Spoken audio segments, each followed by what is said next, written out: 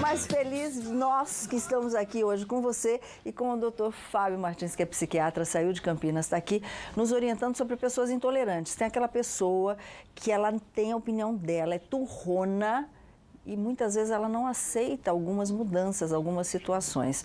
Já já a gente vai voltar sobre esse assunto, vai falar sobre esse assunto. Agora a gente vai chamar a Nath, é isso, Luquinha? Ela está preparada? Tá eu tenho perguntinha aqui tem também, que eu acho que é legal. Vamos lá. Posso colocar? Pode. Então eu vou colocar para vocês. Vem para cá um pouquinho, Igor, aqui. que eu só quero dar um recadinho para o pessoal. O programa hoje vai terminar e a gente só vai se ver na quarta-feira que vem por conta da Copa Sub-20 de futebol, tá bom? Mas a gente vai ficar com saudade, mas que a gente quer junto todo mundo, né? Com certeza. O Ivan comenta e até quer perguntar um pouquinho a característica de quem é intolerante. Ele fala assim, pessoas intolerantes são necessariamente acharem, eu acho que é uma questão de orgulho que ele quis, né? Se acham melhores, que agem mais, por isso que agem assim, ou não tem nenhuma relação? Existe uma relação, Luquinha, mas existem vários tipos de pessoas intolerantes. Tem aquelas que são narcisistas, convencidas, que acham que são donas da verdade, mas tem gente que tem autoestima muito baixa e é intolerante porque se magoa com muita facilidade, se melindra e acha que estão falando dele o tempo todo, que estão querendo julgá-lo, que estão colocando para baixo. Então, olha só que coisa engraçada. Tanto pessoas que têm autoestima muito elevada podem ser intolerantes e pessoas que têm inferioridade ou sentimento de inferioridade também podem ser muito intolerantes. O intolerante é dono da razão? O intolerante, ele é dono da razão na maneira como ele interpreta. Ele acha que só tem um jeito de ver as coisas, né? Ele pode, às vezes, até se sentir incapaz, mas ele acha que só tem aquele jeito de interpretar, que é só aquilo que ele achou e que ele pensou que pode ser verdade. E falar em intolerância, existem vários tipos, como a gente comentou no começo do programa, né? A condição sexual de uma pessoa, a situação daquela pessoa no relacionamento, tá cheio de setores aí da vida, no dia a dia, né, Luquinha, que as pessoas são intolerantes. Como é que a gente lida com tudo isso? Agora a gente vai voltar para onde, com quem? Com a Nath. Nath, minha linda, que bom ter você aqui novamente nesse bloco, com alguém que está passando por um problema de intolerância. Como que é, Nath? Gente, eu vou contar pra vocês. Tem muitas pessoas intolerantes, mas tem muita gente que não sabe lidar com a pessoa intolerante. Por exemplo, eu tô aqui com o Marcelo, que tem uma prima que às vezes dá uns surtos e não tem ninguém que consiga falar com ela, né, Marcelo? Isso. Então, ela chega até quebrar as coisas dentro de casa. Assim, um fim de um relacionamento ela não aceita, ela quer que a pessoa fique com ela. E ela toma medicamentos. Quando ela deixa de tomar, a situação dela fica pior do que já é, né? E qual é a reação de vocês quando acontece isso? É difícil, que a mãe fica nervosa, né? A mãe dela já tem uma certa idade, já passou bastante dificuldade também, né? O pai também já teve problema com alcoolismo. Então já fica saturado a família, né, com problemas. Doutor, ajuda a gente aí, porque também haja paciência para aguentar, não é mesmo, gente? Com vocês aí novamente. Pois é, mas nesse caso eu acho que não é só intolerância. A gente está falando de alguém que tem provavelmente um transtorno mental mais grave e que tem surtos, tem crises. E aí a gente precisa primeiro de informação. Vocês já foram conversar com o médico e com o psicólogo dessa pessoa da família? Vocês já foram tentar entender o que está passando na cabeça dela e mostrar para ela, a gente entende por que você está assim, você está sentindo isso, isso e isso. E embora você esteja sentindo desse jeito, a gente precisa ajudar você a lidar com suas emoções, porque você só está piorando a situação.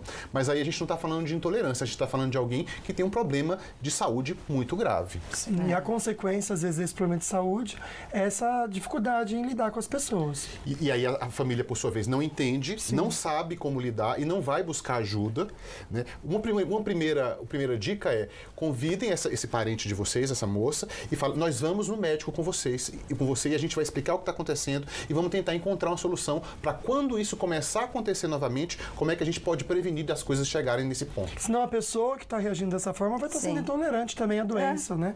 Então você vai estar pagando na mesma moeda que você sente.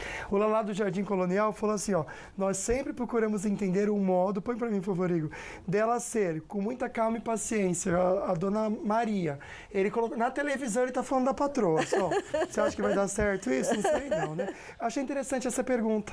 Fala assim, será que pessoas intolerantes são assim como forma de defesa para não serem ajudados por medo de mudar? Com certeza, sabe por quê?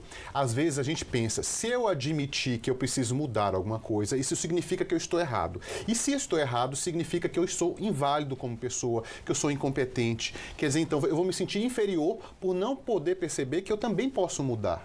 Então, algumas pessoas nunca querem mudar porque elas acham que isso vai colocá-las numa posição inferior.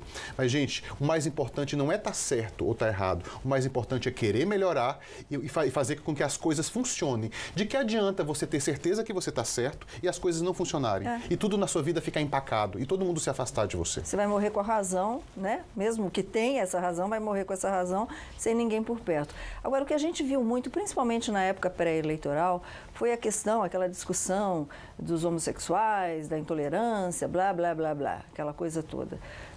Como é que a gente lida com as pessoas que ainda têm certo preconceito, a intolerância, a cada um tocar a sua própria vida e respeitar o espaço de cada um?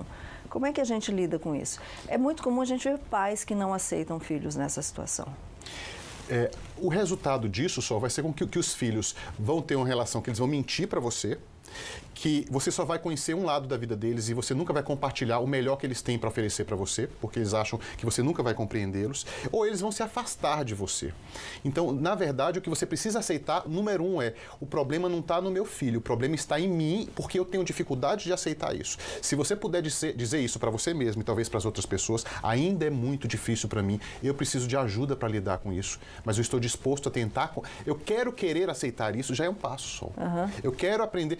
Olha, se você tem câncer, se você perde alguém da família, se para você ter um filho homossexual é uma tragédia, você precisa admitir para você mesmo que você tem um problema e que você precisa de ajuda, porque você não consegue enxergar as coisas de uma outra forma. Mas admitir que precisa de ajuda é um primeiro passo muito importante. Exatamente, é um primeiro passo importante e necessário para a mudança, né, Luquinha? Agora tem atitudes do nosso, sei lá, parceiro, marido, esposa, mulher aí, que acaba incomodando e a pessoa não quer tolerar isso, que nem essa amiga fala o seguinte, que o marido dela fez um WhatsApp e os clientes dele ficam mandando vídeos de mulheres peladas e elas que não toleram isso, não conseguem aceitar, então diz que está brigando muito. O que ela pode fazer para melhorar essa situação? Ela não consegue tolerar nada dessas coisas. O compartilhamento de pornografia, que infelizmente, eu vou dar um pouquinho da minha opinião aqui também, acho que o pessoal pensa que nem eu, infelizmente eu acho isso tão ridículo e tão infantil. Tem grupos, até às vezes empresas, que as pessoas compartilham pornografia na internet, né, pelo WhatsApp. Eu acho que nessas horas a gente tem que ser muito sábio e tem que ter muita inteligência para poder negociar. E, em vez de explodir, você vai escolher o melhor momento para conversar com seu marido. A melhor situação em que você esteja numa situação em que você e ele não vão poder brigar muito, talvez fora de casa, talvez num local que vai inibir um pouco a explosão, e você vai colocar para ele, olha, esse seu hábito de consumir pornografia está me deixando muito incomodada e eu acho que isso pode trazer consequências negativas para o nosso casamento. Como você acha que vai ficar o nosso casamento? Ou o que você acha que pode acontecer se você continuar fazendo isso?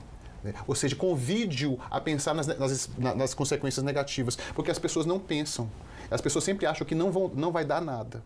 Então, assim, eu posso começar a me afastar de você, eu posso começar a tomar atitudes sem comunicar a você também, e você não vai gostar. Eu queria que você parasse para pensar se realmente é isso que você quer para o nosso casamento. Agora, sem elevar o tom de voz. Sempre, né? Sempre. Porque quando a gente eleva o tom de voz, Sol e Luquinha, a gente demonstra a nossa fragilidade. A gente demonstra que a gente não tem confiança no que a gente está falando. Que as pessoas, na verdade, não vão acreditar muito no que a gente está dizendo. Por isso que usa o tom de voz mais alto para ser ouvido, né? Se você usar um tom tranquilo, vai ser ouvido da mesma maneira, não é verdade? Vai ser mais respeitado, né?